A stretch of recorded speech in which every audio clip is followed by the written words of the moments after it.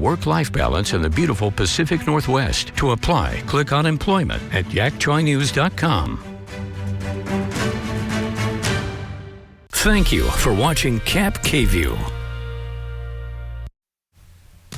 Tonight on Cap KView Local News at 5, we're talking about a new law in the state of Washington that's supposed to crack down on thieves stealing this piece off your car. Plus, we're talking about COVID. President Biden calling for more funding from Congress as he unveils a new one-stop shop for anyone looking for information.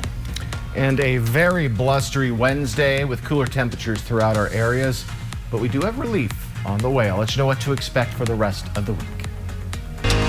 Now, Cap KView Local News at 5.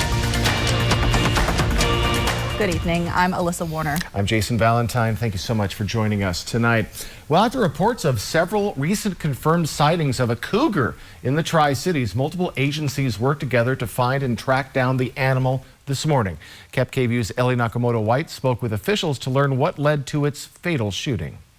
A cougar was shot and killed Wednesday morning in Kennewick by deputies with the Benton County Sheriff's Office. The Kennewick Police Department says reported sightings began Tuesday around East 41st Place in Kennewick and by West 4th Avenue and South Huntington Street. But Wednesday morning it came to a head on East Game Road in Findlay. There was a sighting of a cougar. Workers were out in the orchard and they came across a cougar laying there. BCSO says the cougar had a major injury to one of its eyes and it didn't startle when it saw humans. Two of our deputies were walking in the orchard, and one of them saw a motion and turned, and the cougar was tracking them. That's when deputies decided to use lethal force and put the animal down, citing major safety concerns. At that point, because of workers being in the orchard, the residential area that was near the orchard, and because the cougar was now tracking our deputies, they did shoot and kill the cougar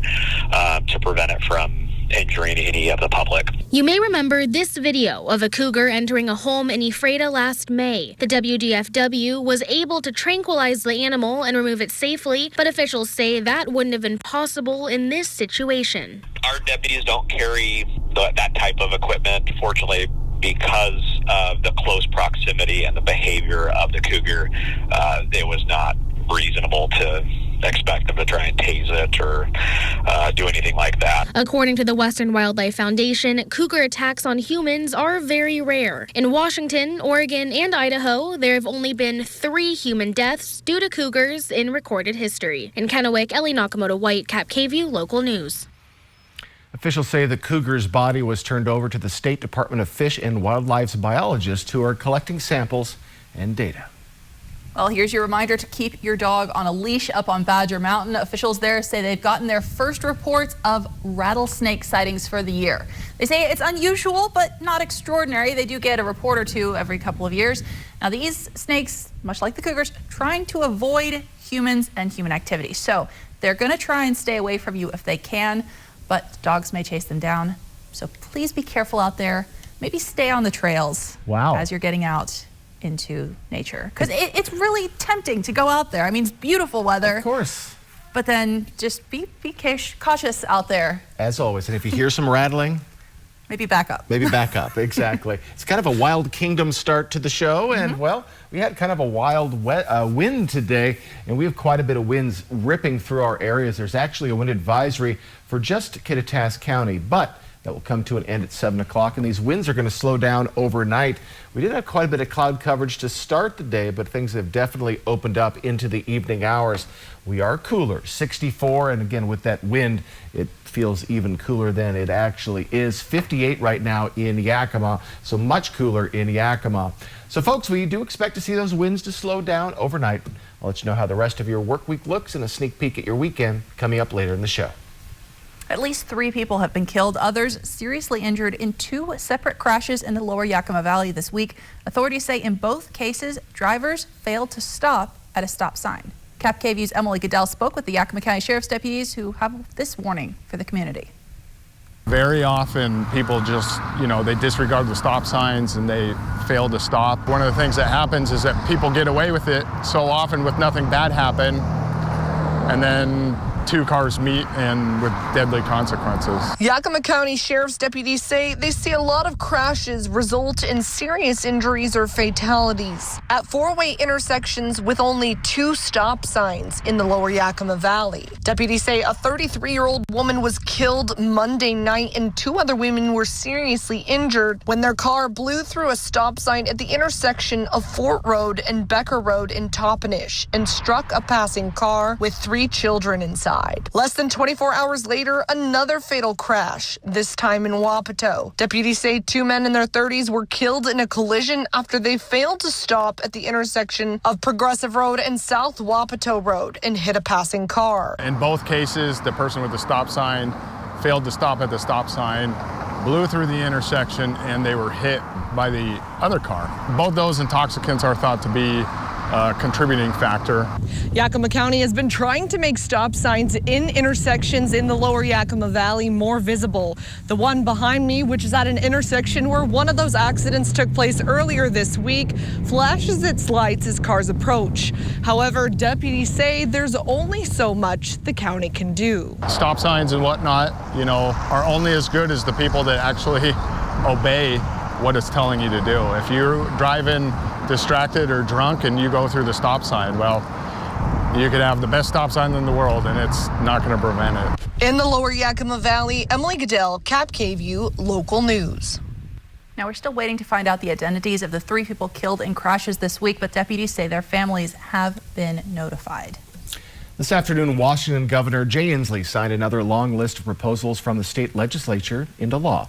One high-profile new law is intended to crack down on catalytic converter theft.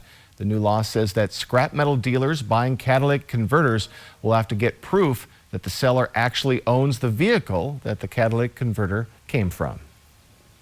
Going forward, individuals who sell catalytic converters to scrap dealers and auto records must present a picture ID and street address. They will also have to wait 3 days before receiving payment. There is not a veto on a provision of this bill. Thanks, Representative Ryu and Senator Wilson. The new law also orders WSU to set up a work group to figure out the best way to prevent catalytic converter thefts in the future. In eastern Washington, the DEA announced a partnership today with local law enforcement to try and crack down on fentanyl. That's the potentially deadly illegal drug showing up more and more, often in fake pills.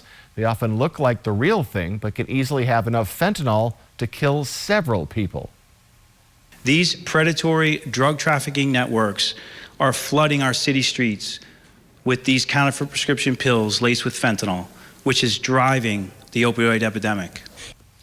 Operation Engage also focuses on community resources to try and help people who are fighting addiction before they run into a deadly dose of fentanyl. It was getting really bad. It's more access on the streets. I've known a lot of people who accidentally lost their lives. Law enforcement says it is never too early to start educating your children about the risks of drugs. Kids are curious and drug predators are ruthless, targeting kids on social media. The latest update from the CDC says all of Washington and most of Oregon are in the green or low risk category for COVID-19. Health officials confirmed that this morning, saying most people in our hospitals right now are not there because of the virus. But nationally, we're hearing that could change. COVID-19 no longer controls our lives. Congress, we need to secure additional supply now. We can't wait as we find ourselves in the midst of another surge to act. Dueling messages from President Biden today as he introduced COVID.gov, a single website with all the information you might need to deal with the pandemic. No longer will Americans have to scour the internet to find vaccines, treatments, tests, or masks. It's all there. The president also took time during his speech today to push Congress for more COVID-19 response funding, saying we could run out of money for tests, vaccines, and treatment if lawmakers don't act. COVID-19 treatment is also on the minds of state health officials. They said this morning, even with a couple of different options available, many people aren't getting the help. If you have a chronic condition such as cancer, chronic heart disease, chronic lung disease, diabetes, there are antiviral treatments and a monoclonal antibody treatment that can significantly lower your risk for hospitalization and death. Those antiviral medications are available as a pill, and at some pharmacies, you can get them right after you test positive. That's the kind of information you'll find on COVID.gov. As for monoclonal antibodies, doctors here in Washington say they have thousands of doses ready to use. It's an injection that has to be given in a doctor's office or healthcare facility. And it can be given to adults and children 12 years and older, and it needs to be given before COVID-19 infection. So 2 groups of people are eligible for Evusheld. The first group are people who have compromised immune systems. The second group are people who can't get COVID-19 vaccine because they have a severe allergy to the vaccine. So if you are one of those people, work with your doctor's office to find a facility where you can receive the injection to get 6 months of added protection. Now, if you've tested positive or you're sick and you're not sure what to do next, you can check out covid.gov. Here in Washington, you can also call 1-800-525-0127. That's the COVID hotline. Warmer weather means it's that time of year again, with irrigation canals starting to fill up for the summer.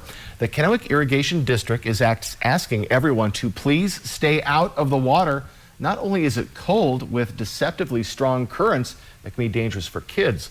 Officials say the water you put on your yard and garden isn't something you should be drinking. Please do not drink canal water. As I said, it is raw river water from the Yakima River, and it contains microbials and contaminants. We treat our canals throughout the entire year, and those chemicals can cause harm if you were to ingest those.